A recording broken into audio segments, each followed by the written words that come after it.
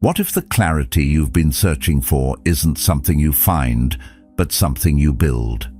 Imagine waking up each day with a calm mind, unshaken by the noise, the pressure, and the uncertainty that surrounds you. Now ask yourself this: why does your mind feel like a battlefield? Why do you feel exhausted, even after a full night's sleep? It's not your schedule, it's not your phone, it's the war inside your head, between who you pretend to be and who you truly are, the overthinking that burns through your peace, the regrets that echo louder than your thoughts, the need to control everything and everyone around you, even when it's tearing you apart. You've been told that clarity will come when life gets easier. That peace is something you'll feel once things calm down. But the Stoics knew better. Clarity isn't a reward, it's a discipline. It's not given, it's earned through choices that strip away illusion and force you to face yourself. If you're brave enough to walk that path, then subscribe, to finally start following yourself, not for more noise, but for something ancient, enduring, and true. Welcome to your mind, rebuilt through Stoicism. You wake up and the world is already waiting. Notifications, messages, opinions. It pulls at you before you've even had the chance to think for yourself. Most people never question it. They scroll, react, absorb, until their thoughts aren't even theirs anymore. Slowly, quietly, the mind becomes rented property, owned by trends, borrowed from influences, shaped by headlines. You don't feel it at first. It creeps in. The anxiety, the restlessness, the pressure to have an opinion on everything. But the deeper truth? You weren't born with this noise. It was handed to you, wrapped in convenience, sold as connection. And somewhere along the way, you accepted it as normal. But clarity, real clarity, doesn't live in that noise. It's not found by consuming more, reacting faster, or knowing everything. Clarity begins the moment you choose to subtract, to remove what doesn't belong, not just in your schedule, but in your thinking. That's the first lesson the Stoics understood. Your peace doesn't depend on what the world gives you. It depends on what you refuse to let in. Marcus Aurelius wrote, "You have power over your mind, not outside events." Realize this, and you will find strength. But how often do we give that power away without even noticing? Think about how often your mood is dictated by someone else's comment. How easily you're pulled out of focus by a trending opinion or a photo of someone living a life you think you should have. Every time you hand your attention to something that doesn't serve your values, you're spending a piece of your mind. And those pieces add up. What's left is a mind that no longer feels like home. It becomes fragmented, distracted, shaped by the world instead of shaping how you move through it. The Stoic path isn't about isolation or pretending the world doesn't exist. It's about returning to the source. It's a stripping away, not an adding on. A life lived from the inside out, not the outside in. That starts with a simple but powerful act, choosing what you allow in, choosing what you respond to. Not everything deserves your reaction. Not every battle is yours to fight. When you reclaim your attention, you begin to reclaim your identity. The world will always try to tell you who you should be. It will present you with scripts, roles to play, paths to follow, beliefs to adopt. And if you don't pause to question them, you'll spend your entire life performing someone else's version of success.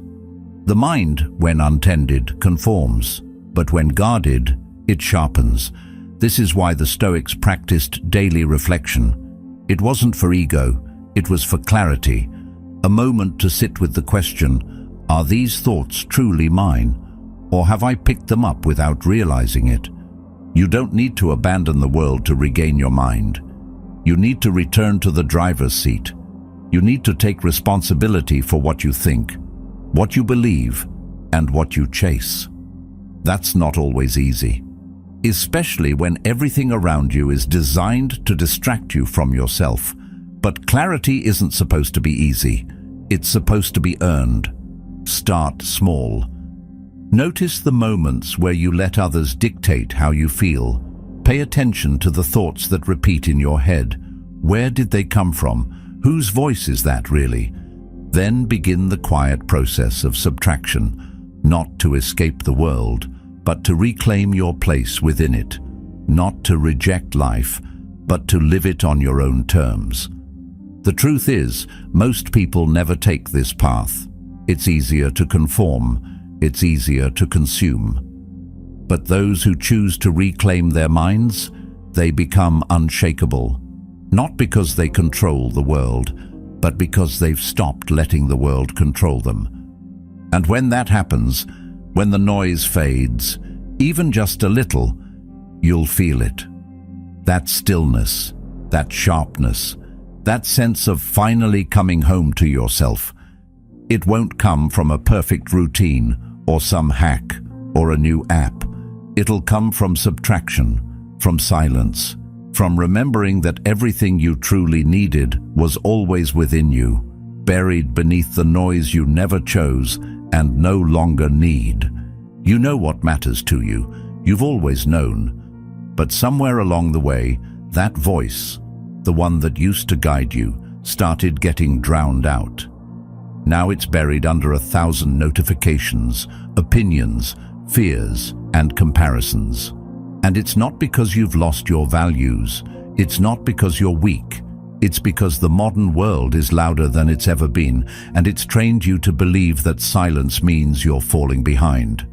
That if you're not reacting, you're irrelevant. That if you're not constantly plugged in, you're missing something important. But the truth is, the only thing you're missing is yourself.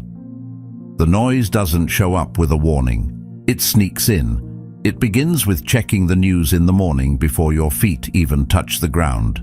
Then it becomes scrolling through other people's lives during breakfast, comparing your start to their highlight reels. You go through your day half present, pulled in every direction by information you didn't ask for. You listen to the world more than you listen to your own thoughts. And slowly, the things you actually care about start to feel distant. Not gone, but quiet, like a signal blocked by static. Clarity doesn't die with a bang. It fades. Not from neglect, but from noise. From reacting to every little thing. From needing to have a take on every event. From fearing that if you don't speak, you'll be forgotten. That's not clarity. That's exhaustion dressed as engagement. And at some point, you have to ask yourself, am I even thinking or just responding? Am I choosing my direction, or am I just too distracted to see that I've stopped steering? The Stoics understood that silence isn't just golden, it's strategic. It's where the real thinking happens. It's where intention lives. Marcus Aurelius, despite the chaos of ruling an empire, still made time to sit with his thoughts, to write, to observe. He wasn't avoiding the world, he was building armor from within it. Without that silence, he would have lost himself in the noise. And isn't that what most people do today? Lose themselves by never pausing long enough to be found. But silence in the Stoic sense isn't just about turning the volume down on your surroundings. It's about learning to recognize what doesn't deserve your attention. It's not the absence of sound. It's the refusal to let things hijack your focus. It's seeing a headline and choosing not to click. It's hearing gossip and not repeating it. It's noticing that anxious thought rise and letting it pass like a cloud instead of climbing on board and letting it carry you somewhere you didn't want to go. Carl Jung once said, "In all chaos there is a cosmos, in all disorder a secret order." But that order isn't found by accident. It's uncovered when you stop adding more noise in the hope that one day it'll all start to make sense. It won't. Chaos doesn't organize itself. You organize your mind by choosing stillness over stimulation, not once, but over and over again. And that choice is hard, Because distraction feels productive. It gives you the illusion that you're involved, informed, connected, but you know deep down that it's shallow. It's surface-level thinking, the kind that scatters your energy and leaves you more anxious than you started. Clarity doesn't come from reacting to everything. It comes from responding to the few things that matter with your full presence. That's what the Stoics meant by control, not controlling the world, but controlling what enters your mind and stays there. This is where the practice begins, in small, almost invisible decisions. Putting your phone away during a meal, driving without music, sitting with discomfort instead of escaping it through screens. These aren't grand gestures. They're simple acts of rebellion against a culture that tells you constant stimulation is normal. It's not. It's chaos disguised as connection. There's a reason the mind feels tired even when the body is rested. It's because attention is being pulled in too many directions without a break. You can't think deeply when you're interrupted every 2 minutes. You can't find purpose when you're addicted to novelty. And you can't hear your own voice if you never give it the space to speak. That's the danger of noise. It makes you forget what your own thoughts sound like. The discipline of silence is what separates the reactive from the resilient. Because the world will never stop offering you distractions. It will keep tempting you with urgency. But clarity is built by learning to say no. Not just once, but constantly. No to the argument that doesn't matter. No to the comment that isn't worth responding to. No to the thought spiral that only leads to the same dead end. Every no to noise is a yes to yourself, a yes to presence, a yes to inner space where real insight can finally emerge. People often think that finding peace means fixing everything around them, but the Stoics knew that peace comes when you fix your relationship with attention, when you realize you don't have to give your mind to everything just because it's loud. The most powerful person in the room isn't always the one who speaks. It's the one who listens, chooses, and responds on their own terms. That's true strength. And it's built in silence. So the next time you feel overwhelmed, don't ask, "What more do I need to do?" Ask, "What can I ignore?" Not because it's unimportant to the world, but because it's unimportant to your purpose. That distinction is what keeps the mind clean, not empty, not disengaged, but clear, like water that reflects the truth only when it's still. You won't silence the noise of the world forever, but you can train your mind to stop being owned by it. You can practice giving less of yourself to what doesn't serve you, and when you do, something powerful happens.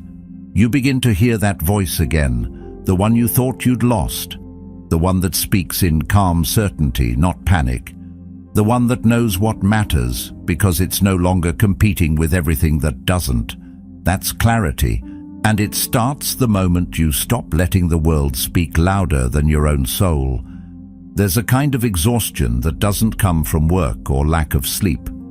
It comes from trying to control everything, every situation, every outcome, every reaction from others.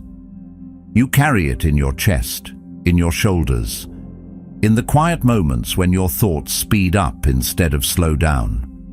Most people don't even realize they're doing it. They think they're being responsible, prepared, smart. But behind all of that is fear. Fear that if they don't control every variable, something will go wrong. Someone will get upset. The plan will fall apart. And when things inevitably don't go according to that plan, they spiral, blaming themselves, blaming others, wondering why it still wasn't enough. But the truth is, the failure was never in their effort. It was in the illusion. We grow up believing that control is power, that the more control we have over our lives, the safer we'll be. So we plan every detail. We overthink every word.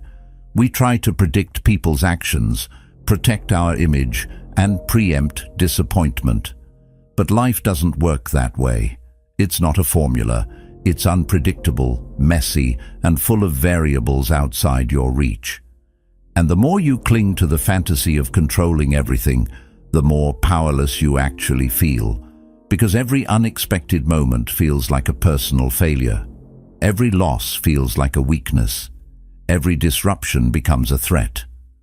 That's why anxiety grows in the gap between what we try to control and what we actually can. Epictetus once said, "Some things are up to us and some things are not." Most people hear that and move on, but those who stop and understand it, really understand it, change the entire way they live. Because that single truth redefines your entire relationship with power. You don't gain strength by grabbing at everything. You gain it by releasing what doesn't belong to you and sharpening your focus on what does. You can't control what someone else thinks of you. You can't control traffic, illness, timing, rejection, or whether someone keeps their promise. You can't control whether people understand you, whether the world is fair, or whether the outcome matches your intention. And yet these are the things we carry, silently, obsessively. We play out arguments in our heads. We rehearse explanations. We brace for impact before anything has even happened. All of it, wasted energy directed at forces that were never ours to command. And when you release that, when you stop playing God over the parts of life that were never in your hands to begin with, something strange happens.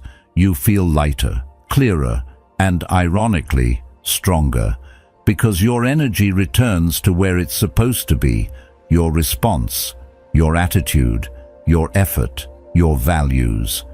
These are the only things that have ever truly been yours, and when you give them your full attention, you move through life with a quiet kind of confidence, the kind that doesn't need to force anything. It just moves forward, focused and free. Letting go of control doesn't mean apathy. It doesn't mean giving up. It means choosing your battles wisely. It means showing up fully where you have influence and surrendering the rest without guilt. That's not weakness, that's mastery. Because most people waste their lives trying to fix things that were never broken, just uncontrollable. And in the process, they break themselves, trying to be everything, predict everything, fix everyone. But you're not here to carry the weight of the entire world. You're here to carry your role in it, and to carry it well. That choice, the one between reaction and intention, is where all your power lives. You can't undo the event. You can't change how someone treats you. But you can choose what it means to you. You can choose how you respond. And over time, those choices become your character, your peace, your foundation. It takes courage to let go of control, especially when your mind has been trained to believe that vigilance equals safety, that if you're not worrying about it, you're not prepared. But that kind of hypervigilance isn't protection, it's paralysis. It keeps you stuck in anticipation, never present, always bracing, and presence is where clarity lives. It's where life actually happens, not in your imagined future, not in your rehearsed explanations, but here, now, in this moment. And this moment only requires one thing, your honest response. Every time you choose response over reaction, acceptance over resistance, presence over anxiety, you reclaim a little more of yourself. Not the self that's shaped by fear, but the self that's shaped by reason, by calm, by intention. The Stoics weren't detached from life. They were immersed in it. They just refused to be ruled by it. They practiced emotional freedom by anchoring themselves in the only place they had any real control, their own mind. That's the difference between surface strength and real strength. Surface strength fights everything. Real strength flows with what is. It knows when to act and when to let go. It doesn't chase control. It channels power, quietly, patiently, intelligently, because it knows the mind is not a battlefield unless you make it one. So the next time life doesn't go your way, pause. Ask yourself, not why it happened, but how you will choose to meet it. What will you do with this moment? What is within your hands and what isn't? That question is a doorway. One side leads to resistance and frustration. The other leads to peace and freedom. Letting go is not about being passive. It's about being precise, about directing your strength exactly where it matters and nowhere else. That's not just philosophy, that's wisdom in action, and it's yours. If you're willing to release the illusion and step into what's real, what's yours, what's powerful, let go, not to lose power, but to finally claim it. There's a quiet kind of suffering that slips into the lives of people who've lost their structure. It doesn't show up dramatically. It's not always loud. It creeps in slowly, disguised as freedom. Skipping the early wake-up, indulging in comfort, postponing the uncomfortable task just one more time. At first, it feels like kindness to yourself. You tell yourself you're being flexible, you're not forcing things. But over time, something starts to feel off. You don't know why you're more anxious, why your thoughts feel cluttered, why motivation seems so out of reach. The truth is, it's not that you're failing at life. It's that you've forgotten how to hold the line for yourself. Discipline, when misunderstood, looks like restriction. But to the Stoics, it was the opposite. It was the practice that created peace. Because the mind without discipline doesn't rest. It wanders, it panics, it reaches for whatever soothes it in the moment without thinking about the cost. And the cost is always there, in wasted time, in guilt, in the slow erosion of self-respect. Most people don't realize they've become prisoners to their impulses until it's already taken something important: their focus, their energy, their trust in themselves. That's the tragedy of an undisciplined mind. It doesn't explode, it fades, from purpose, from clarity, from self-command. True discipline isn't about rigidity or self-punishment. It's about hygiene, like brushing your teeth, like washing your face. It's what keeps the mental environment clean, sharp, functional. The Stoics knew this well. They didn't seek discipline to impress others or chase perfection. They trained their minds to stay clear, not for the sake of control, but for the sake of freedom. Because what is freedom really, if you're still a slave to every passing emotion? If a single distraction can derail your day? If comfort has more power over you than your own vision? Seneca once said, "No man is free who is not master of himself." And he was right. You can live in a free world and still be shackled to your habits, still be pulled in every direction by whatever feels easiest. But the mind wasn't built to serve comfort. It was built to create, to endure, to hold a vision and walk toward it, no matter what stands in the way. That kind of mental integrity isn't found in the heat of the moment. It's built quietly, in the margins, in the early mornings, in the deliberate routines, in the decision to act from principle, not emotion. Discipline is how the mind returns to order. When everything outside is chaos, your discipline becomes the compass. It's not about being harsh, it's about knowing what kind of life you want to build and holding yourself to it even when it's inconvenient. Especially when it's inconvenient, because that's where growth lives. In the tension between what's easy and what's necessary. It's not about denying yourself joy. It's about learning to choose joy that lasts over pleasure that fades. About realizing that the short-term hit of dopamine is not worth the long-term weight of regret. People often wait for motivation before taking action, but discipline doesn't wait. Discipline moves, regardless of how it feels, and in doing so, it builds something far more powerful than motivation. It builds momentum. It proves to your nervous system that you are not at the mercy of moods or urges, that you can feel resistance and still act, that you can wake up tired, anxious, uninspired, and still show up for yourself. That's where real confidence comes from. Not from the days when everything goes right, but from the days when it doesn't, and you still do what needs to be done. The world tells you to follow your feelings, but feelings aren't facts. They fluctuate, they lie, they scream for attention and vanish without warning. If you build your life on them, you'll be building on sand. Discipline builds on something deeper: values, intention, the kind of person you want to be, not just the kind of comfort you want to feel. It anchors you. It turns your day into a deliberate act, not a series of reactions. And when that discipline is consistent, your entire life begins to shift. Not because the world gets easier, but because you become stronger. Discipline is one way of making the unconscious conscious, of becoming aware of the patterns that pull you off course, of interrupting them, of choosing again and again to be guided by clarity rather than compulsion. It's not about controlling every thought. It's about noticing them, questioning them, and acting from the part of you that chooses, not the part that reacts. And over time, this practice becomes part of who you are.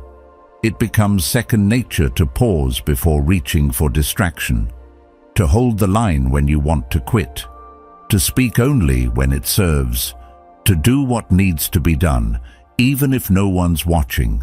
That's not about being perfect. It's about being aligned with your values, with your vision, with the version of yourself you're building day by day. People wait for clarity to strike like lightning, but clarity is built. It's built every time you choose structure over chaos, presence over escape, meaning over impulse. That's the quiet power of discipline. It clears the fog.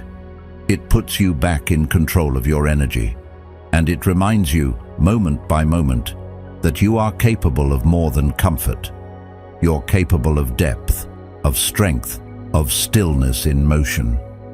The undisciplined life is noisy, reactive, scattered. It pulls you away from yourself, slowly, until you forget what it feels like to be fully grounded. But the disciplined life?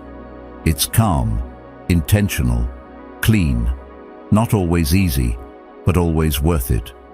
Because discipline doesn't just change your habits, it changes your relationship with yourself. And that, more than anything else, is what determines whether your mind becomes your sanctuary or your prison. Most people think clarity is something you fight for, that if you try hard enough, think long enough, push through the noise with enough force, you'll somehow arrive at peace. But the more you push, the louder things get. The more you resist, the more exhausted you become. You try to silence your thoughts, to force focus, to bend your life into shape. And yet, the mind still spins. It still clings to what happened, what didn't happen, what might happen next. That's not failure.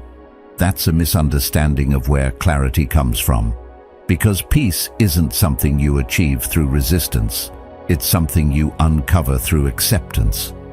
There's a deep kind of relief that comes when you stop arguing with reality, when you stop wishing things were different and start facing them exactly as they are. It doesn't mean you give up. It doesn't mean you stop improving your life or holding high standards. But it does mean you stop pretending. You stop living in a fantasy of what should have happened, how someone should have behaved, how the world ought to work. You come face to face with what is. And in that moment, when you finally stop fighting, you feel it. That first breath of real stillness. Acceptance is not weakness. It's not surrender. It's strength without tension. It's choosing to see the world clearly, without the filters of fear, ego, or nostalgia. Because when you remove those filters, what you're left with is truth.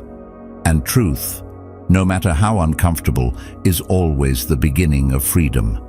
The Stoics didn't chase illusions. They stared life in the face. They expected loss, disappointment, discomfort, not because they were pessimists, but because they understood that wishing things were easier only makes you weaker. Real mastery begins when you meet the world as it is, not as you hoped it would be. Carl Jung said, "What you resist not only persists, but will grow in size." And you see this play out everywhere. The more you resist a painful emotion, the more power it gains. The more you suppress a truth you don't want to face, the more chaos it creates beneath the surface. You can distract yourself for a while. You can rationalize, but deep down, you know what you're avoiding. And that avoidance is what keeps your mind cluttered. Clarity doesn't come from fixing everything.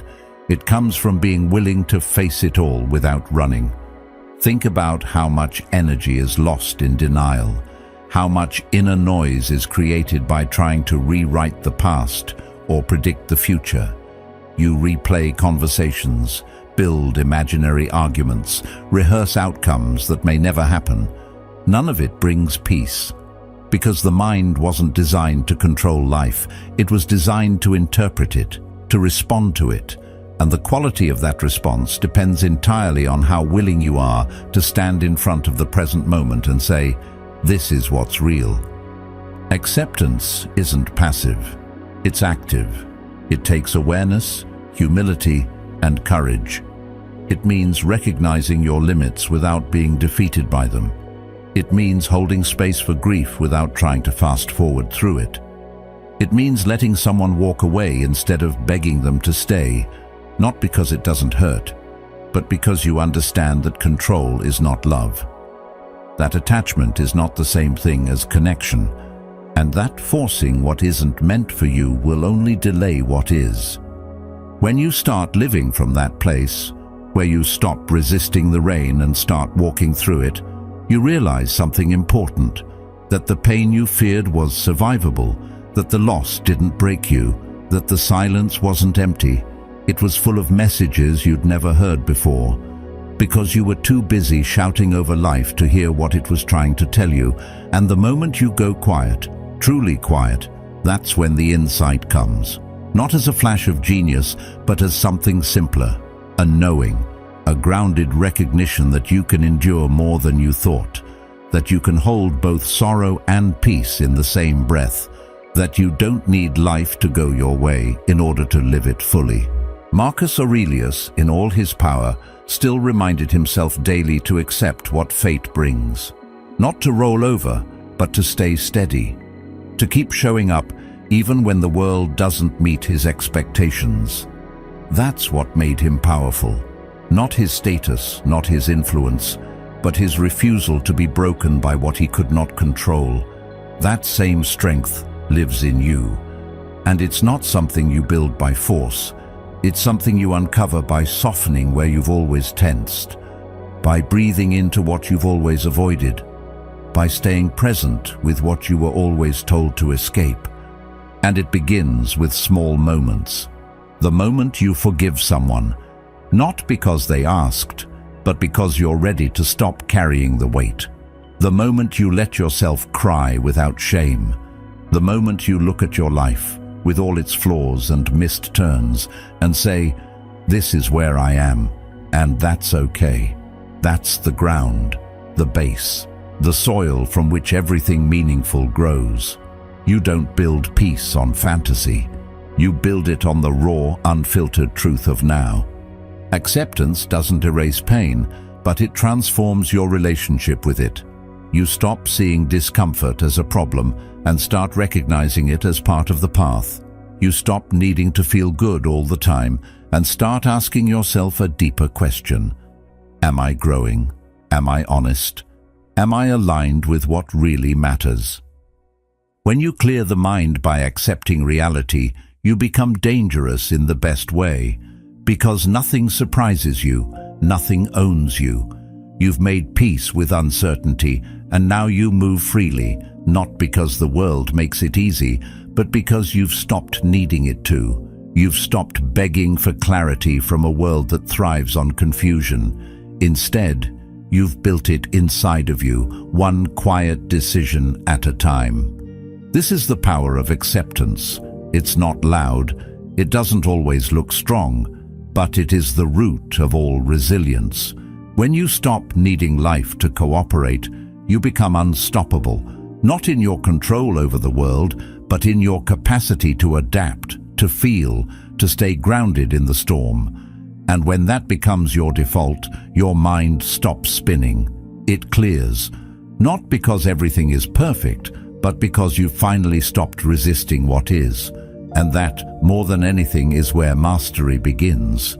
There's a quiet kind of suffering that comes from not knowing why you're doing what you're doing.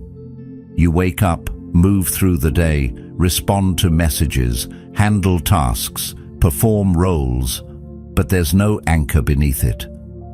Everything feels like motion but not movement. You might be busy, you might be successful by every conventional measure, and still there's that feeling, like you're floating, like you could be knocked off course at any moment. That's what happens when purpose is missing, when the deeper why is unclear. Even the smallest disruption feels overwhelming, because without direction, every distraction looks like a possibility, every setback feels like a collapse. But when you're anchored in purpose, when you know, even in a quiet way, what truly matters to you, everything starts to reorient. The noise doesn't disappear, but it loses its power. The storms still come, but they don't shake you the same way. Because now, you're not reacting to everything, you're moving towards something chosen, something true. Purpose doesn't mean you have your entire life figured out. It doesn't require a 5-year plan or a grand ambition. It just means you're no longer willing to wander aimlessly. A lot of people confuse purpose with passion, but purpose is deeper. Passion can flicker. It can change with the seasons. Purpose, on the other hand, is like a compass. It doesn't scream for attention. It simply points. It reminds you who you are when you're tempted to forget. It gives meaning to the repetition, to the difficult days, to the sacrifices that no one else sees. And it gives clarity to the mind because it filters what matters and what doesn't. Carl Jung once wrote, "The privilege of a lifetime is to become who you truly are."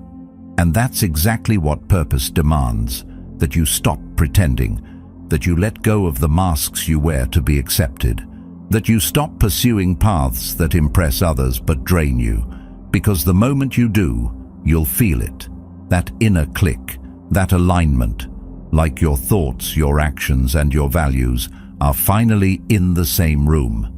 That's when the mind quiets, not because everything is easy, but because it finally feels meaningful. Without that alignment, you chase everything and catch nothing. You start one thing, then doubt it. You compare yourself to someone else's progress. You try to match their pace, their lifestyle, their narrative. But none of it fits. And deep down, you know it. Because you weren't meant to copy someone else's path. You were meant to walk your own. That doesn't mean it will always be glamorous. Sometimes purpose looks like showing up when no one claps. Sometimes it means working behind the scenes, building quietly, without the rush of applause. But that's where the power is. In consistency. In knowing that even on the hard days, there's a reason you're still standing. When you live without purpose, your energy scatters. You get exhausted, not from doing too much, but from doing the wrong things. From constantly shifting gears, switching focus, chasing validation, and running from discomfort. But when you root yourself in something deeper, you conserve energy. You make clearer choices. You're not so easily baited by every new trend or distracted by every passing emotion, because you know what you're building, you know why you're here, and that knowing brings clarity. Stoicism teaches us not to seek peace in the absence of chaos, but in the presence of something greater, something stable, even as the world changes. That's what purpose becomes, your internal reference point, the thing you return to when you're lost, the answer to the question, why does this matter to me?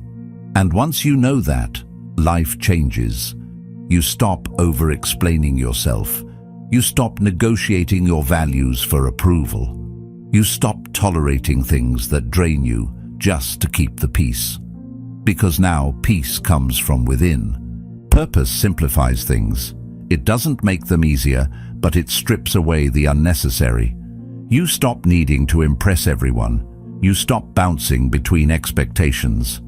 You learn to say no, not because you're rigid, but because you're clear. And clarity is a form of self-respect. When you know your direction, you're not threatened by detours. You're not paralyzed by uncertainty. Because even if the path isn't straight, the intention is. This doesn't mean your purpose has to be revolutionary. Sometimes your why is deeply personal. Sometimes it's healing a part of yourself that was never loved properly. Sometimes it's breaking a cycle that's lasted for generations. Sometimes it's creating beauty in a world that forgets to look for it. That's enough. You don't owe the world a justification for your values, but you do owe yourself honesty. Ask yourself what actually matters to you, not what you've been told should matter, not what looks good online, not what keeps others comfortable, but what makes you feel alive, even quietly, what helps you sleep with a clear conscience. What would make the struggle worth it, even if no one ever said, "Thank you"? Because that's where your purpose is hiding, not in achievement, but in alignment. And once you find that, protect it. Build your habits around it. Let it guide your decisions. Let it be the reason you stay disciplined, the reason you rest, the reason you speak up or stay silent. Let it be the lens through which you interpret your pain. Because even suffering makes more sense when it serves something higher. Even uncertainty is easier to endure when it's in service of something real. You don't need to rush this process. Clarity takes time, but you do need to start listening to yourself more than the noise around you. You need to stop outsourcing your worth and start choosing your path. And once you do, your life may not get easier, but it will feel more like your own. Your mind will begin to quiet. Your steps will feel steadier, and in a world that thrives on confusion, that clarity will make you powerful.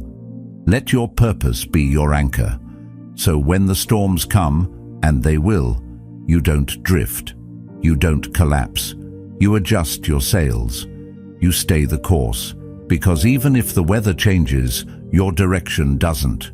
And that, more than anything, is what it means to live with a clear mind. There's a noise inside us that no external silence can fix. You could sit in the quietest room, far from traffic, voices, and interruptions, but if your mind is still reaching outward for answers, you won't hear peace. Because real peace doesn't begin outside. It starts when you stop outsourcing your sense of direction to things and people that were never built to carry it. We look for validation, like it's oxygen, convincing ourselves that if enough people approve of us, if enough voices agree, we'll finally calm down. But instead, we get more anxious, more addicted to feedback, more uncertain when it doesn't come. And that's the paradox. Every time you look outside to quiet your doubt, you strengthen it. You teach your mind to wait for permission. You hand over the keys to your stability. Self-reliance doesn't mean isolation. It doesn't mean you cut off from everyone or pretend you don't care. That's pride, not power. True self-reliance is quiet. It's not showy.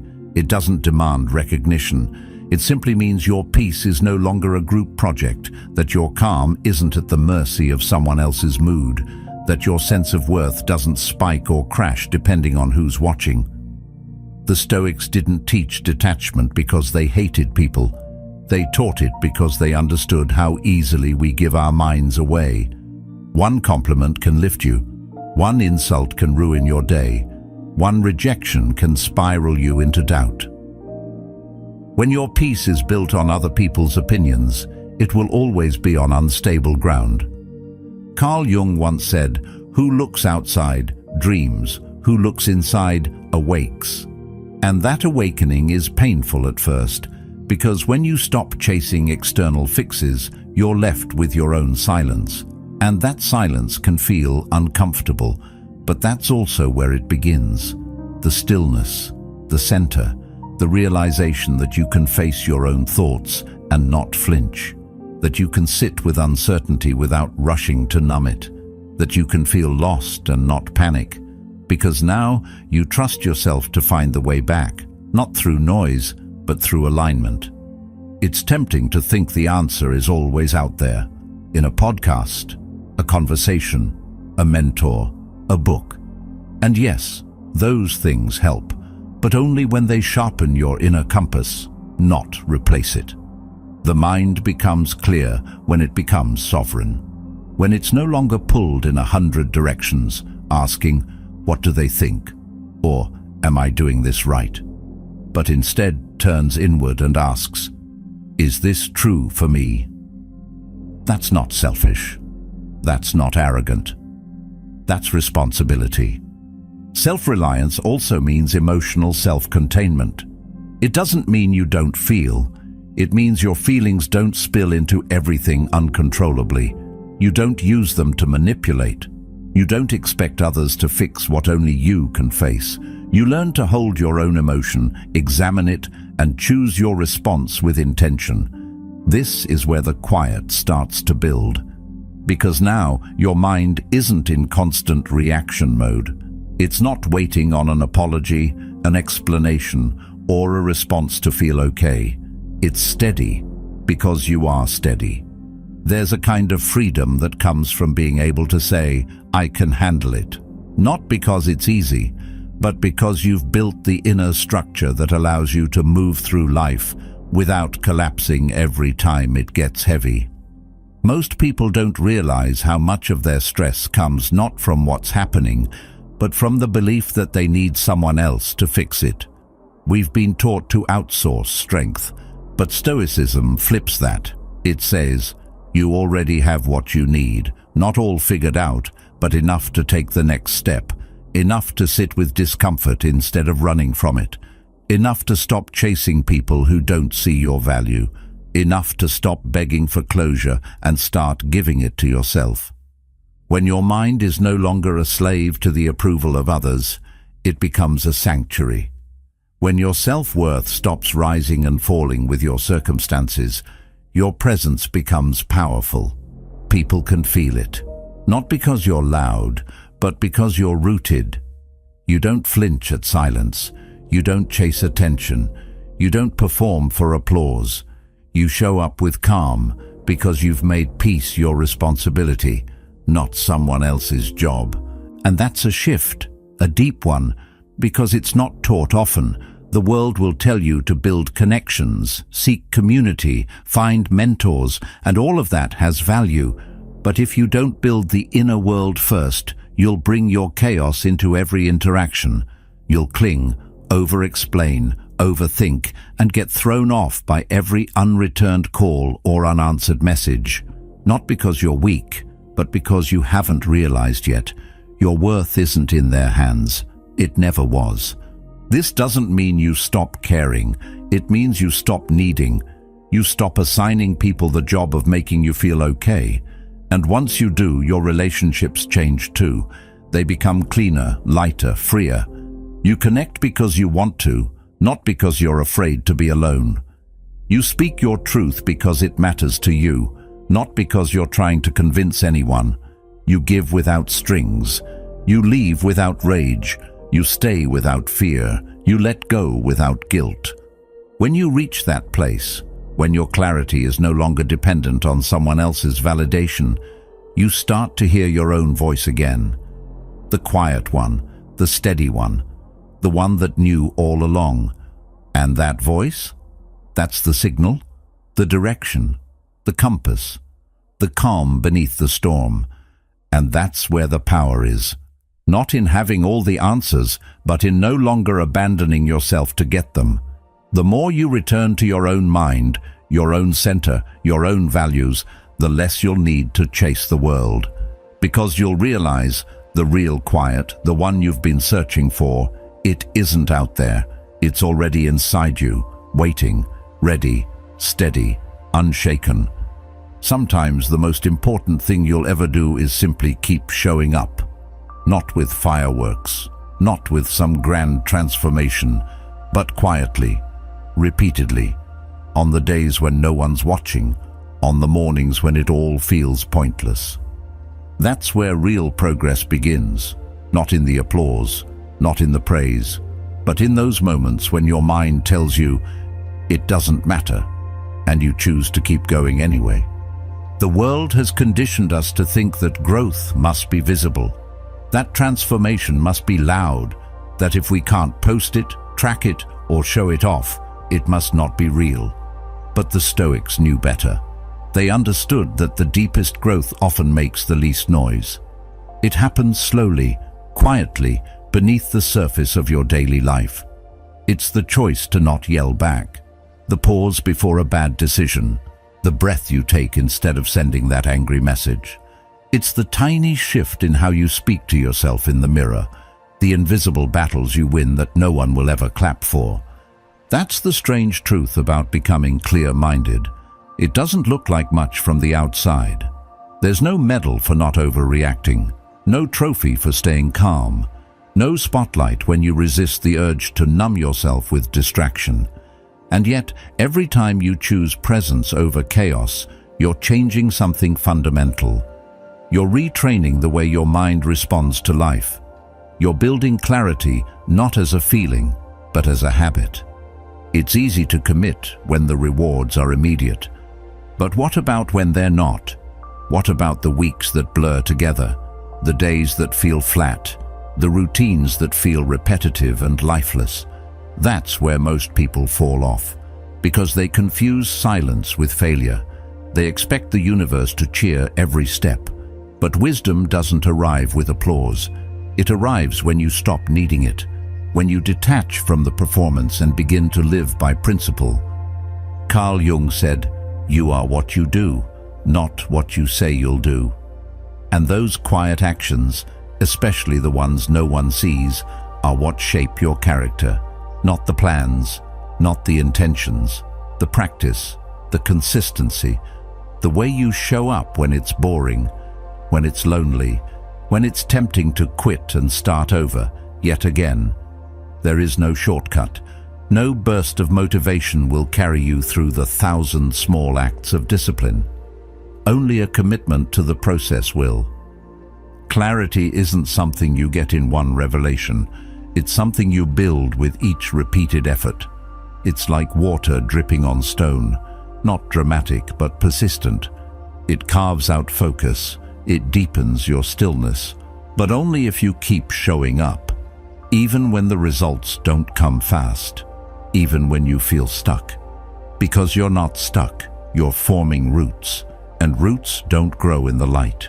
They grow in the quiet, beneath the surface, where no one else can see. Sometimes clarity means embracing the silence, not just tolerating it, but learning to trust it. To understand that stillness isn't stagnation, it's incubation. It's where ideas mature, where strength develops, where purpose gets refined. The most dangerous thing you can do to your mind is interrupt this process with doubt. To give up simply because the path isn't dramatic enough, because when you stop showing up, you stop growing. But when you keep showing up, something slowly changes. Not always in your life, but in you. And that's the shift that matters most, because a clear mind doesn't need immediate results to stay on course. It doesn't chase constant validation. It trusts the process. It understands that progress isn't always visible, but it is always cumulative.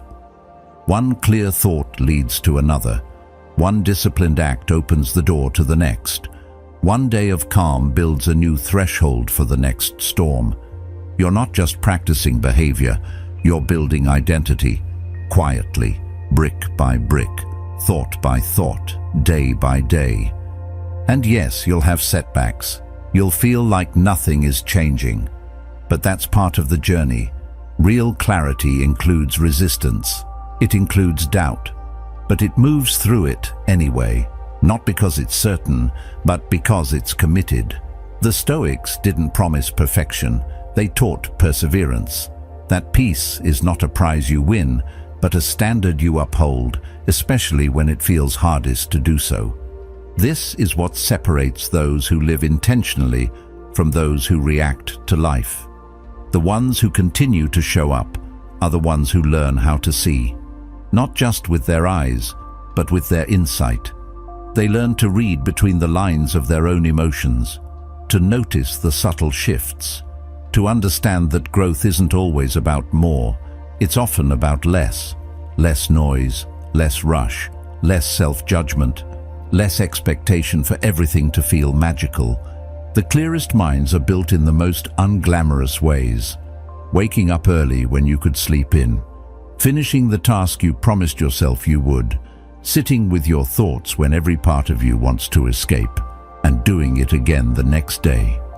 That's how clarity forms, not with a bang, but with quiet repetition, with patience, with presence, with practice. So don't underestimate those quiet efforts. Don't dismiss the days that feel empty. Don't walk away from the path just because it doesn't impress anyone. Because the truth is, if you keep showing up, clarity will come. Not all at once, not in a grand moment, but piece by piece, until one day you look back and realize your mind is stronger, calmer, clearer, not because you waited for the perfect moment, but because you built it quietly, relentlessly, faithfully. True stillness isn't something that happens when life becomes quiet. It's something that's forged in the noise, built in the fire, not found in the absence of it. The more you run from discomfort, the more you become a slave to it. But the moment you begin to seek it deliberately, something shifts. The anxiety doesn't vanish, but your relationship with it changes. You stop flinching. You stop trying to escape every hard moment. And that's where the foundation of clarity begins to solidify, when you stop asking for comfort and start asking for strength. Most people confuse peace with avoidance. They think stillness comes from removing problems, from softening every edge, but that's just fragility disguised as calm. What happens the moment life doesn't cooperate? When something unexpected crashes through your day? If your peace is built on everything going right, it was never real to begin with. The Stoics knew this. That's why they didn't just tolerate discomfort. They welcomed it, because it trains the body and mind to stay steady. It teaches you how to breathe when everything around you is gasping for air. Voluntary discomfort isn't suffering for the sake of pain, it's preparation. When you put yourself in controlled difficulty, you give your nervous system a new language. You teach it to stay composed when your heart races. You remind it that you are not every sensation you feel. Cold showers, hard workouts, fasting, silence, all of it rewires your threshold. It gives your mind evidence that you can sit with things that once overwhelmed you, that you don't need to run from tension. You can meet it, observe it, move through it without being broken by it. Carl Jung once said, "There is no coming to consciousness without pain." He wasn't glorifying suffering. He was pointing to its role in awakening, because real clarity doesn't come when you're tucked in comfort. It arrives in the tension between who you are and who you're becoming. It's shaped in the hours you want to quit but don't, in the moments where you feel like falling apart but decide to hold yourself together just a little longer. Discomfort exposes the noise. When you step into it willingly, the mind shows its cards. You begin to notice how much of your anxiety is just resistance, not reality. The dread of discomfort is often louder than the discomfort itself. But once you face it, you hear things more clearly. The false urgency, the craving for validation, the internal pressure to escape yourself. These voices lose power the moment you stop reacting and start witnessing. And what happens next is subtle but profound. You start to hear the signal beneath the noise. You begin to distinguish between what screams for your attention and what actually deserves it. You stop living in reaction and start living in alignment, not because the world is quieter, but because you are. Because you've trained your system to respond instead of panic, to reflect instead of flee, to sit in discomfort and still keep your posture, your breath, your mind. This doesn't mean you become cold. It means you become grounded, rooted, not easily shaken by the tremors that send others into spirals. And you'll notice something else too. When others avoid, you approach. When others retreat, you hold firm. You'll begin to seek out the edges, not because you enjoy pain, but because you trust your capacity to face it. That trust is power. It's inner freedom. It's the kind of clarity that doesn't crack under pressure. And let's be honest, life will test you. Whether you train for it or not, it will arrive with its storms. It will press your limits. And if you've never practiced discomfort, you'll collapse into confusion. But if you've built yourself to meet adversity, you'll recognize it as familiar. You'll stand, not because it's easy, but because you've trained for this. Every cold morning, every uncomfortable silence, every moment you delayed gratification, those were your rehearsals for the real thing. Stillness isn't a trait, it's a skill that's sharpened by friction. Each time you step into something difficult and remain steady, you build more than resilience. You build clarity. You strip away what's unneeded. You silence the parts of the mind that feed on distraction and drama. And what's left is something sharper, something lighter, something that knows how to move without chaos. This is how the Stoics cultivated inner peace, not by escaping the world, but by sharpening themselves against it. They didn't complain about the weight. They became stronger, and that strength didn't make them louder. It made them quieter, less reactive, more intentional, more anchored in their principles. When you practice discomfort regularly, it stops feeling like an enemy. It becomes a teacher, a mirror, a forge. You learn how to breathe through the burn instead of flinching from it. You learn that suffering isn't always a sign to stop. Sometimes it's the sign that you're stepping into the truth, that you're removing what no longer serves you, that you're getting closer to your real limits, and therefore closer to your real self. It's tempting to seek comfort as a reward. But clarity rarely rewards comfort seekers. It reveals itself to those who endure, who strip away the unnecessary, who choose the discomfort of growth over the illusion of ease. Because that kind of discomfort leaves something behind. It builds a foundation, it sharpens awareness, it makes your mind more still, not because the world changed, but because you did. So the next time discomfort arises, don't run, don't numb it, don't rationalize it away. Step into it with eyes open and breath steady. Let it teach you, let it shape you, and know that on the other side of that friction is something you cannot find through comfort alone. Not just toughness, but clarity. Not just endurance, but peace. The kind that stays, no matter what comes. Every time you choose a fleeting pleasure over your deeper aim, you train your mind to serve impulse over intention.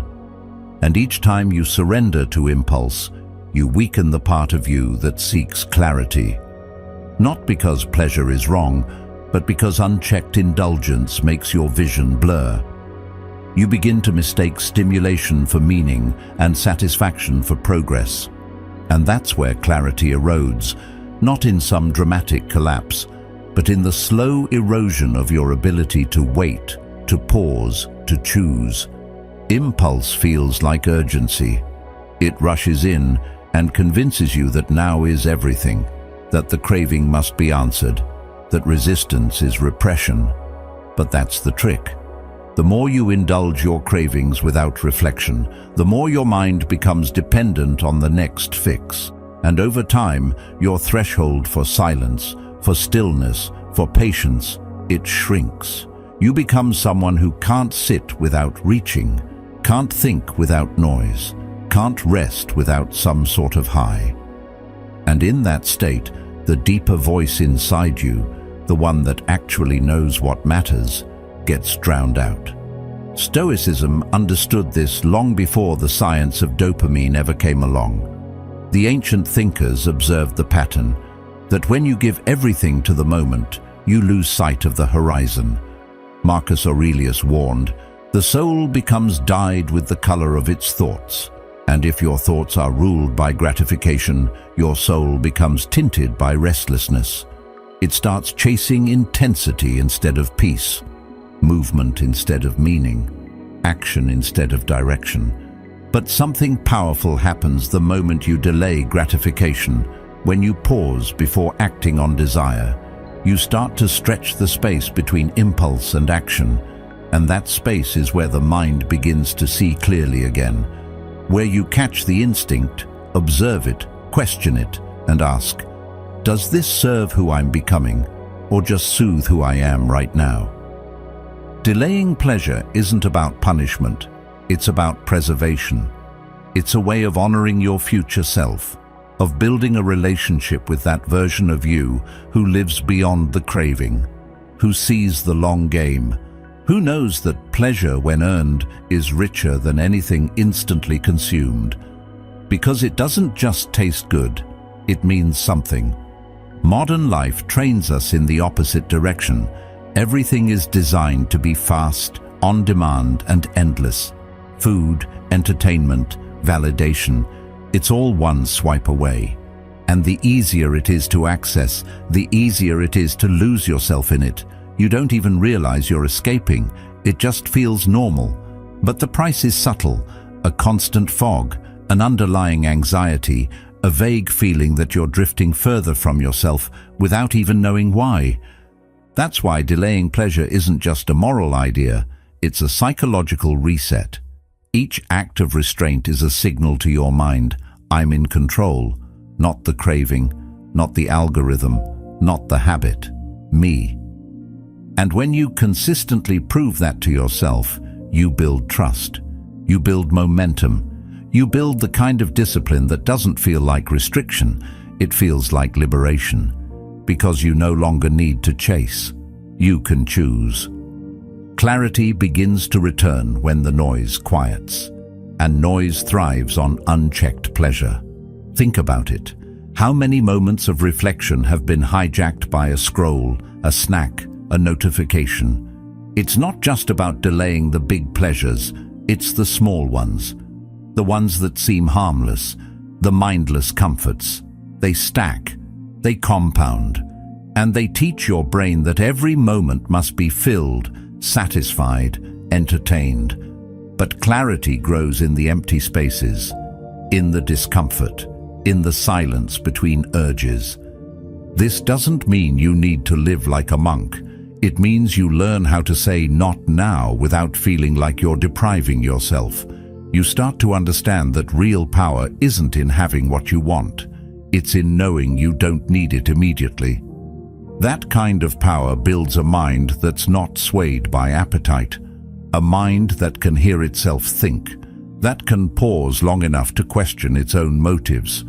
That's how vision is restored, not by doing more, but by wanting less. Pleasure, when earned, carries a different energy. It's deeper, fuller. When you work towards something and then finally allow yourself to enjoy it, it doesn't feel hollow. It feels deserved. And that experience becomes memorable, not because it was intense, but because it was in alignment. It matched your values. It respected your purpose. And in that space, even pleasure becomes a form of clarity. A signal that you're walking the path, not running from it. It's not always glamorous. There will be days when the craving screams louder than your purpose, when the idea of waiting feels unbearable. But each time you resist, you're not just saying no, you're saying yes to something higher, to a deeper peace, to a mind that isn't pulled in every direction, but walks with steadiness, to a life that isn't built on impulse, but on insight. And eventually, it becomes second nature. You stop reacting and start choosing. You begin to notice the difference between what tempts you and what aligns with you. You stop seeing discomfort as a signal to stop and start seeing it as the doorway to focus, to presence, to real peace. There's a kind of quiet confidence that grows in this process. A trust that you can carry yourself through temptation without needing to escape, that your mind doesn't panic at boredom, that your nervous system doesn't collapse at stillness, that you've trained it to see beyond the now. And in that space, clarity doesn't just return, it expands, it deepens, it becomes your default. So if you want to sharpen your mind, begin by sharpening your will. Learn to delay the rush, to hold the craving in your palm without needing to obey it. Watch it rise, watch it fall, and realize it doesn't control you. And with each moment you hold that line, you're not just getting stronger, you're becoming clearer, more intentional, more whole. Impulse may offer quick relief, but discipline offers long vision. And if clarity is what you're after, it begins the moment you stop feeding every urge and start feeding the future you're trying to create. The mind is a narrator that never sleeps. It weaves meaning into everything, stitching together facts and emotions, memories and fears to form a story that feels real. But here's the thing most people never question. Just because a story feels true doesn't mean it is. And if you never pause to examine the story your mind is telling you, you might live an entire life reacting to something that was never accurate in the first place. That's where clarity begins, not in knowing everything, but in realizing you don't have to believe everything you think. Most people don't realize how deeply they're trapped in their mental narrative. They wake up and step into a role they didn't write. They react not to the world as it is, but to the world as it's been described to them by their past, their parents, their pain. And the longer these stories go unquestioned, the more they begin to define your reality. Suddenly, "I'm not good enough" isn't just a thought, it's a truth. "Nothing ever works out for me" becomes a pattern. "They're probably judging me" becomes a lens through which every interaction is filtered. And slowly, your story becomes a cage. This is why the Stoics were so committed to introspection, to examining not just what happened, but how they interpreted it. Because they understood that the mind isn't a passive receiver of truth, it's a storyteller. And like any storyteller, it can exaggerate, it can distort, it can repeat the same tired script until you don't even realize you're acting it out. Carl Jung once said, "Until you make the unconscious conscious, it will direct your life and you will call it fate." That unconscious is made up of stories. Some you inherited, some you absorbed, and some you crafted in moments of pain. But if you never hold those stories up to the light, if you never ask where they came from or whether they still serve you, you become a character in a plot that never evolves. Clarity begins when you stop treating every thought as a command, when you learn to witness the mind's storytelling without immediately signing off on it.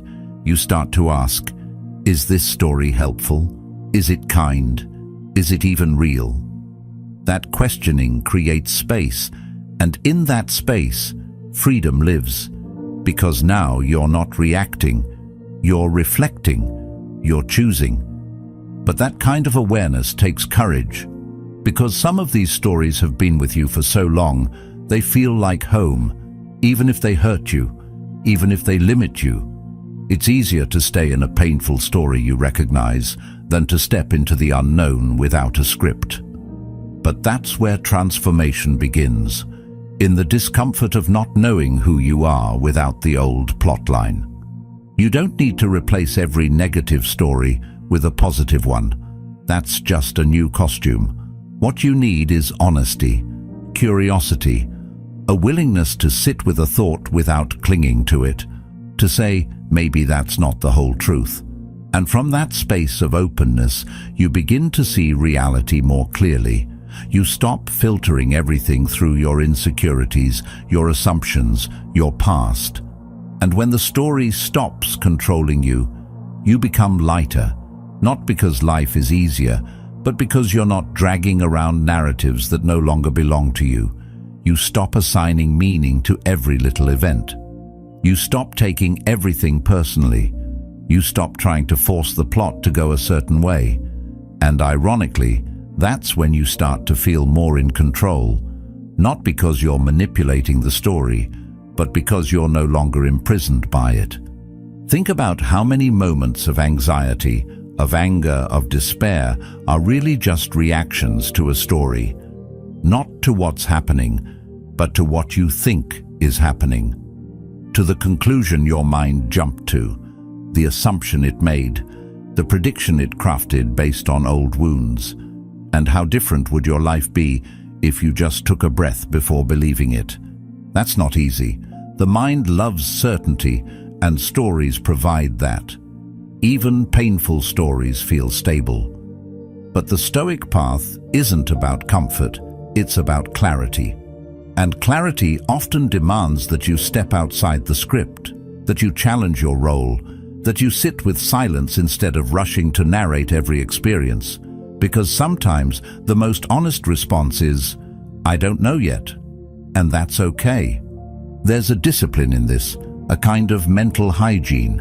Every day your mind will offer up 1,000 little storylines, some seductive, some scary, some familiar.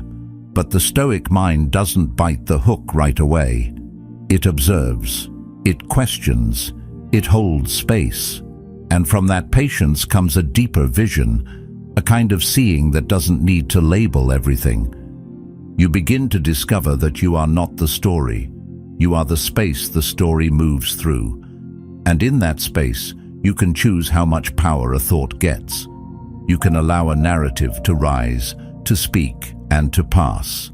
That's when the mind clears, not because it's empty, but because it's no longer chaotic, because the narrator no longer runs the show. This isn't about perfection. You'll still get caught sometimes. You'll still believe thoughts that aren't true. But the difference is, you'll notice faster.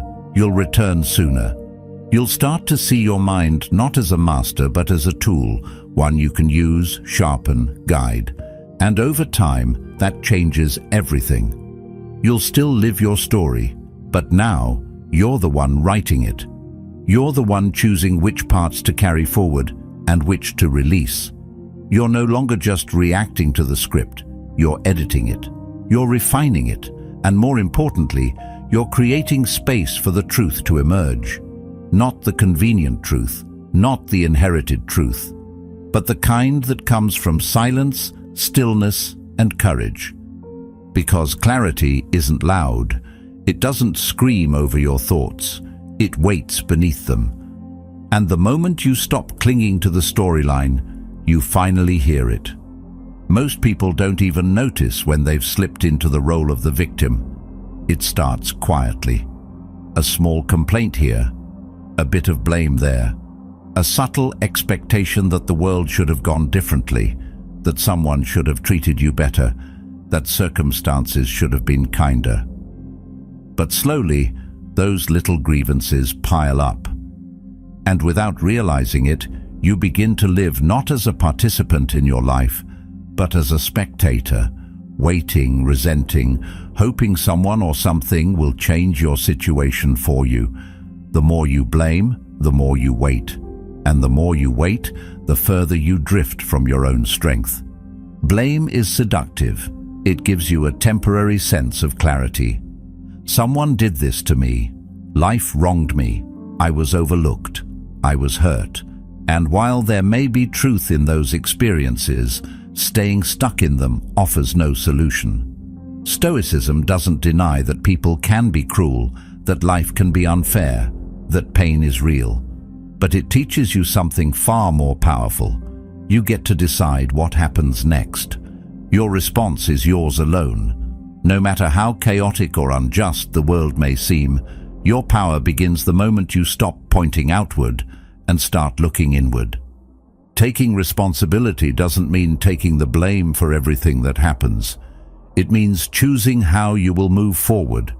It's not about pretending things didn't hurt or minimizing the impact. It's about refusing to let those moments define who you become. You can acknowledge your pain without surrendering to it. You can face injustice without becoming bitter, and you can carry your scars without turning them into chains.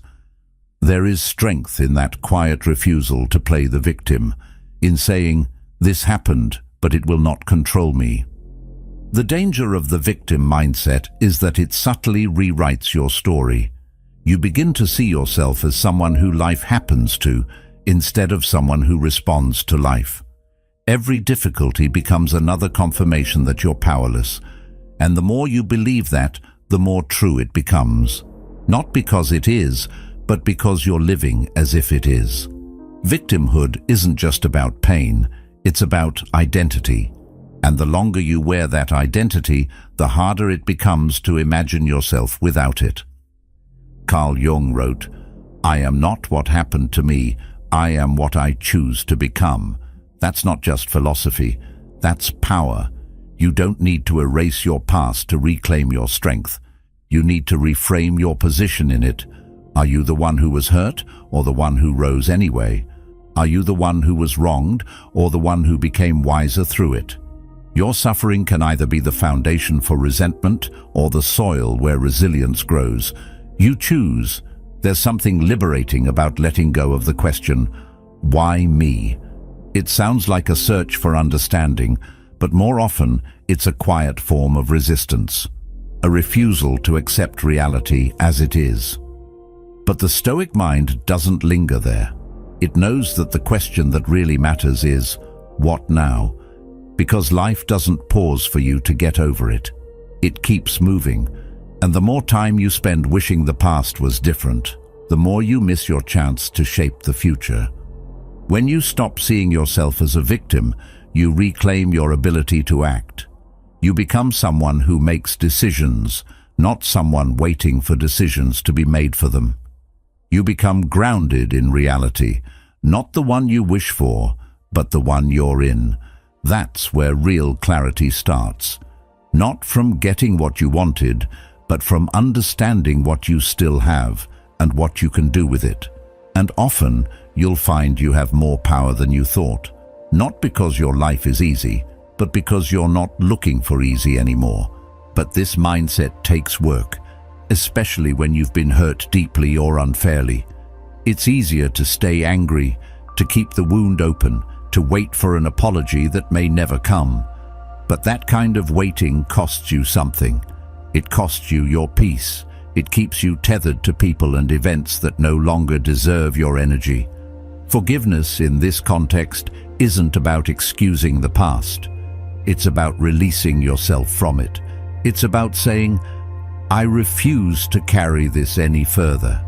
Not because it didn't matter, but because I matter more. There's a quiet strength in people who've let go of blame. You can feel it. They're not loud. They're not trying to prove anything. They're just free. They walk into the room with the weight of their own choices. They speak from a place that isn't reactive, but rooted. They don't need to convince you of their pain because they've already made peace with it. That kind of presence doesn't come from being untouched by life. It comes from refusing to let life harden you into something you're not.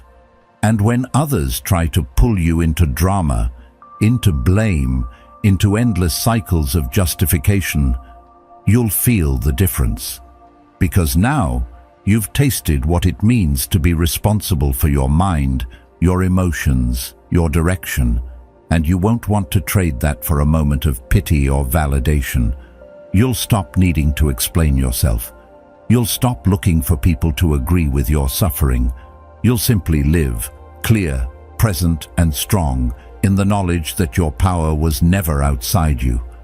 This doesn't mean you won't feel pain anymore. It means pain won't confuse you. It won't make you forget who you are. It won't make you forget what you're capable of. You'll still fall, you'll still bleed, but you'll rise faster, because you know your footing is not in fairness, it's in focus. And your clarity comes not from how others treat you, but from how you treat yourself when life gets difficult. So the next time something unfair happens, and it will, Notice the first instinct. Is it to collapse, to blame, to relive the story again and again? Or is it to pause, to breathe, to ask yourself quietly but firmly, what now? That's the question that moves you. That's the shift that opens the door. And that's where your power lives. Not in what happened, but in who you choose to be next. At the end of the day, when the noise quiets down and no one's watching, that's when the real work begins. Reflection isn't a soft ritual, it's a weapon, not to beat yourself down, but to cut through the fog. To ask with honesty and courage, who was I today? Not who I pretended to be or who I hoped they saw, but who I actually was when it mattered most.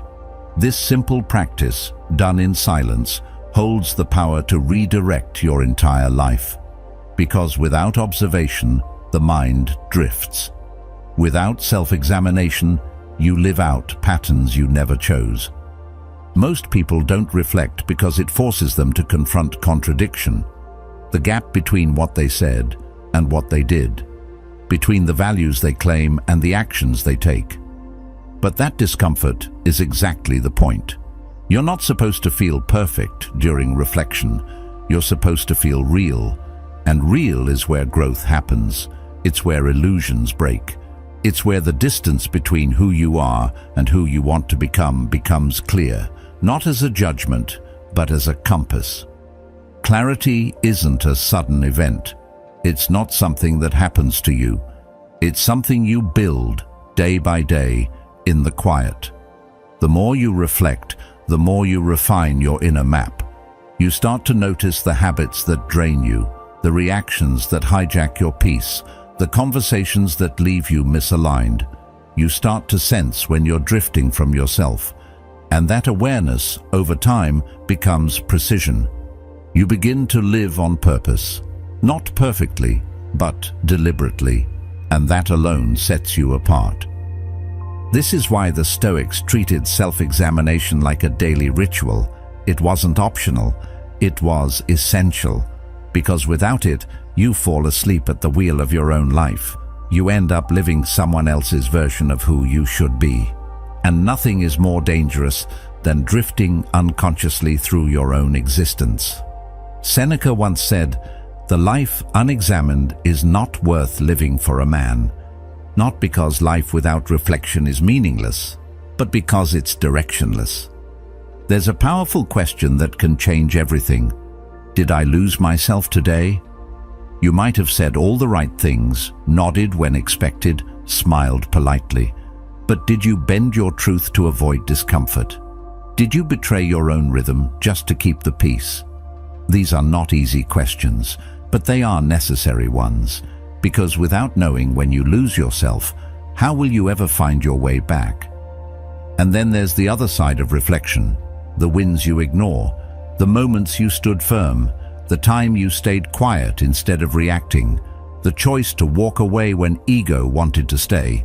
These small victories matter, because when you recognize them, you train your brain to remember who you're becoming. You build inner momentum. And in a world obsessed with outcomes, reflection reminds you of the integrity behind every invisible win. Reflection also teaches you something humbling, how often you are the storm, not them, not the world, you. Your emotions, your expectations, your stories. You begin to see how many of your struggles were self-created. Not because you're weak, but because you're human. And in that realization is a strange kind of freedom, because if you created the storm, you can also calm it. If you caused the chaos, you can choose stillness. That's exactly what nightly reflection is, making the unconscious conscious, not in some dramatic ceremonial way, but simply by sitting with yourself for 5 honest minutes and asking, where did I show up fully today? And where did I abandon myself without even noticing? The truth is, self-reflection isn't about perfection. It's about awareness. And awareness doesn't always feel good. In fact, it often stings. But that sting is a sign you've touched something real, something worth exploring. something worth changing. Most people avoid this because it threatens their comfort. But you're not here for comfort. You're here for clarity. You're here for control, not over the world, but over your own mind. You don't need a journal. You don't need a therapist every night. You just need honesty. Sit with the events of your day and ask yourself, did I honor my values or just my impulses? Did I act with intention or did I let the moment own me? The more you ask, the sharper your self-understanding becomes. And soon, it's not just a nightly ritual, it's a way of living. Eventually, you begin to anticipate the reflection before it even happens. You find yourself mid-action thinking, will this feel right later? That's when you know the shift has begun. That's when your values stop being something you reflect on at night and start becoming something you live by in real time. And that's the real goal, not just to look back clearly, but to live forward with purpose. The world moves fast. It praises speed, constant motion, reaction over response. But reflection slows you down, not to weaken you, but to anchor you. It grounds your decisions. It gives your day meaning, because a day that is not reflected on slips into the past unexamined. It becomes another lost opportunity, another silent compromise, and those days, stacked one on top of another, become a life you don't even recognize. So tonight, before the world steals your attention again, take that moment. Look at yourself not through the eyes of guilt or shame, but through the eyes of someone who is still learning, still refining, still becoming. Because that's what this is. Not a judgment, not a scorecard, but a mirror. One that doesn't lie, one that shows you what you've been avoiding, and one that, if you're brave enough to look, can change your life. The loudest voices often carry the least wisdom. They fill the room with noise, draw eyes with chaos, and mask confusion with confidence. But clarity doesn't scream. It doesn't chase attention or demand applause. It hums quietly in the background, found in the lives of those who no longer feel the need to prove themselves. They move with a calm that doesn't need explanation. They don't have to shout because their presence speaks louder than their words ever could. And if you're seeking clarity in a world obsessed with noise, don't follow the popular. Study the peaceful. It's tempting to get pulled toward those who command the spotlight, the ones who speak fast, post often, and always have something clever to say. But beneath that surface energy, there's often a lack of depth. Many people perform wisdom, fewer people live it. And the only way to know the difference is to pay attention, not to their words, but to their rhythm. The wise live in alignment. Their habits match their values. Their silence carries more weight than most people's speeches. They're not addicted to being seen because they've already seen themselves. To emulate the wise is not to imitate their exact steps, but to study their structure. How do they respond to difficulty? How do they treat others when no one's watching? How do they carry themselves through failure, success, boredom? The answers are subtle. They're not found in a highlight reel or a podcast clip.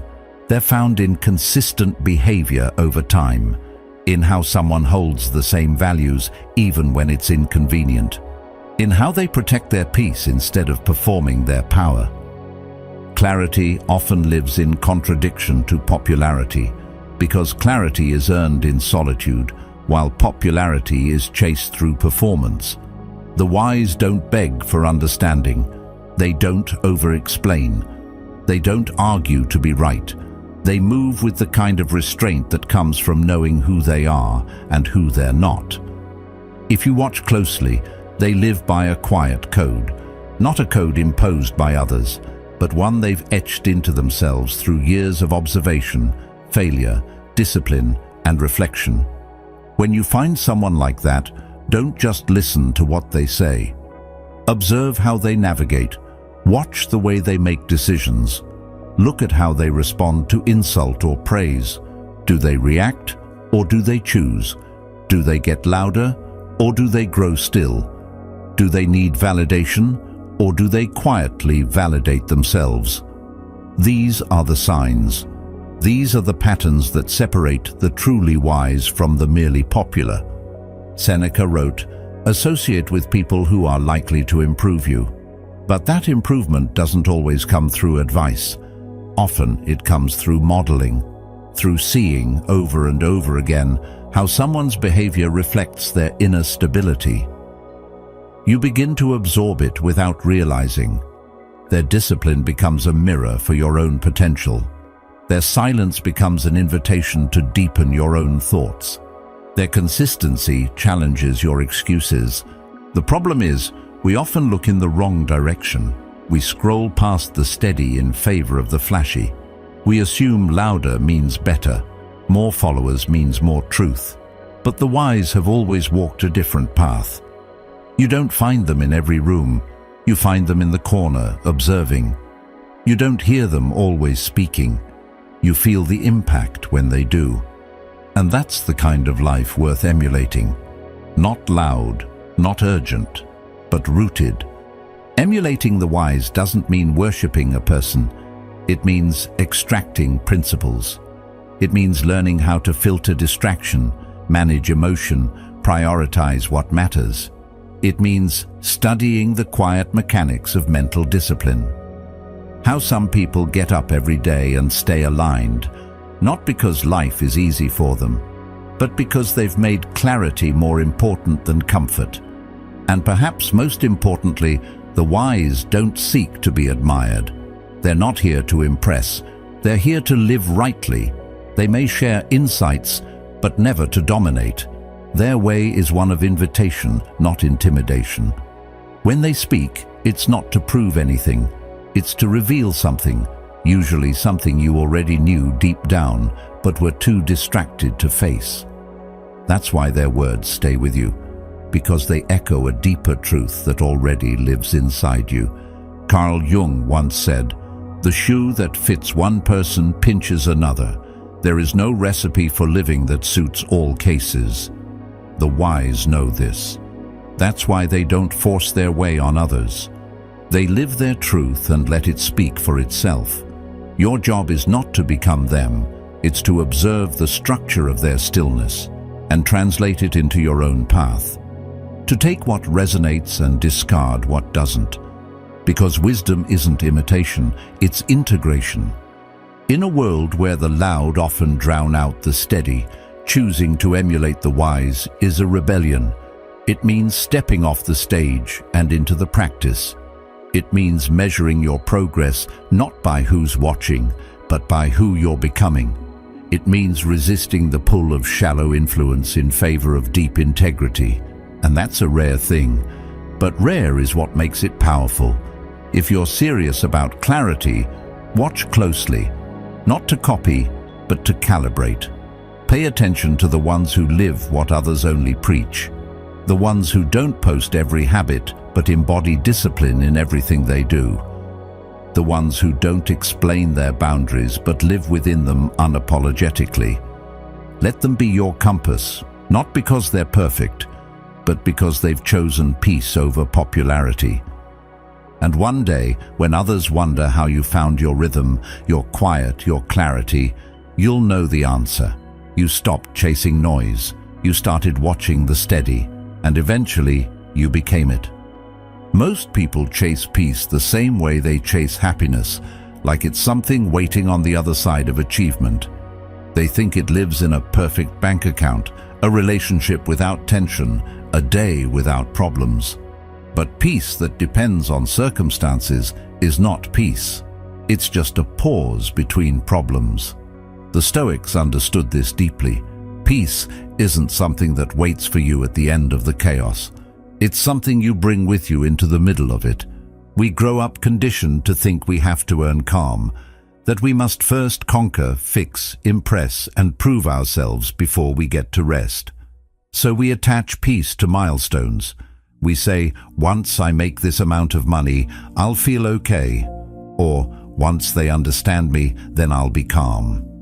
But this is a dangerous illusion, because even when you reach the milestone, the mind moves the goalpost. There's always another thing to solve, another reason to delay peace. And so we live in a state of permanent postponement, always chasing, never arriving. A clear mind is not the reward at the end of a perfect day. It's the baseline you learn to return to, even in the storm. It's the place you stand, not the thing you search for. Because life doesn't wait to be peaceful before it throws you a challenge. The world won't pause just because you need a break. That's why the Stoics trained daily, not in theory, but in practice. They weren't trying to avoid chaos. They were becoming strong enough to walk through it without being undone by it. When peace becomes your default, something powerful shifts. You stop reacting to everything like it's a personal attack. You stop needing constant reassurance, constant stimulation, constant proof that things are okay. Instead, you start creating okayness from the inside out. You stop demanding that the world makes you feel safe, and you start becoming the kind of person who feels steady regardless of the noise around them. This doesn't mean you don't feel emotions. It means your emotions don't own you. It means you can feel frustration without becoming bitter. You can feel stress without snapping. You can feel fear without folding. Because peace isn't the absence of emotion. It's the mastery of your response to it. It's the space between what happens and how you choose to meet it. And once you realize that space exists, you realize peace is always available, even when comfort isn't. When you make peace your foundation, people will notice. They might not understand it, but they'll feel it. You won't flinch at every inconvenience. You won't match every insult with outrage. You won't chase noise just to feel alive. Instead, you'll carry yourself with a kind of quiet intensity, a confidence that doesn't need to be loud, a calm that doesn't need to be explained. You'll become the calm in the room, not because nothing can shake you, but because you've trained yourself not to be dragged by every shake. Carl Jung once said, "Even a happy life cannot be without a measure of darkness. The word happy would lose its meaning if it were not balanced by sadness." The same is true for peace. You don't build it by avoiding the difficult. You build it by walking through difficulty without letting it change your core. You carry it into arguments, into loss, into confusion, not because you're immune, but because you're anchored. And the more you practice that, the more peace becomes second nature. It's no longer something you search for after the fire dies down. It's what you walk into the fire holding. And that makes all the difference. Because when others panic, you pause. When they overreact, you observe. When they seek control, you surrender. Not as weakness, but as wisdom. We often think surrender means giving up. But in Stoic terms, it means letting go of what isn't yours to carry. It means being rooted in what you can control, your breath, your tone, your posture, your attention. It means choosing not to be baited by the world's chaos. That's where real peace comes from. Not from fixing everything out there, but from managing what's in here, your own inner terrain. So you keep practicing. You return to your breath. You notice your thoughts without letting them spiral. You remind yourself again and again that peace is a skill, not a gift. That even in conflict, you can stay grounded. That even when your mind wants to react, you can respond with clarity. And over time, that becomes who you are. Not just someone who finds peace on the weekend, or after the workout, or once the inbox is clear, but someone who brings peace wherever they go, because that's the ultimate clarity. When you stop seeing peace as a reward and start seeing it as a requirement. When you stop waiting for everything to calm down before you decide to feel calm. When you stop negotiating with chaos and start anchoring yourself in presence.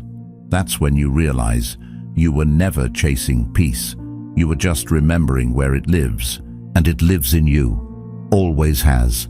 You just had to stop running, stop fixing, stop improving, and start choosing.